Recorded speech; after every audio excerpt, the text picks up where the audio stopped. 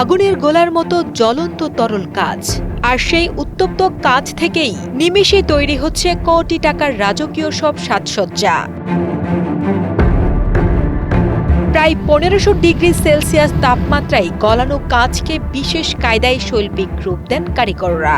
এটি মূলত ইতালির ভেনিস শহরের মুরানো দ্বীপের কয়েকশো বছরের প্রাচীন এক শিল্প, যার মাধ্যমে তৈরি হয় অত্যন্ত বিলাসবহুল ও রাজকীয় ঝাড়বাতি।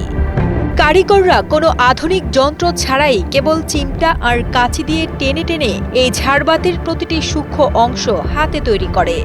কাঁচের আভিজাত্য বাড়াতে এর ভেতরে ব্যবহার করা হয় খাঁটি সোনার পাত। কোনো যান্ত্রিক ফিনিশিং ছাড়া শুধু কারিগরের নিপুণ হাতের ছোঁয়ায় তৈরি হওয়া এক একটি পূর্ণাঙ্গ ঝাড়বাতির সেট সম্পূর্ণ করতে সময় লেগে যায় কয়েক সপ্তাহ পর্যন্ত।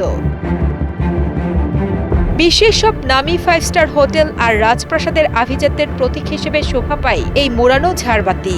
আকার আর শৈল্পিক মান ভেদে এর এক একটির দাম কয়েক লাখ থেকে কোটি টাকা পর্যন্ত হতে পারে।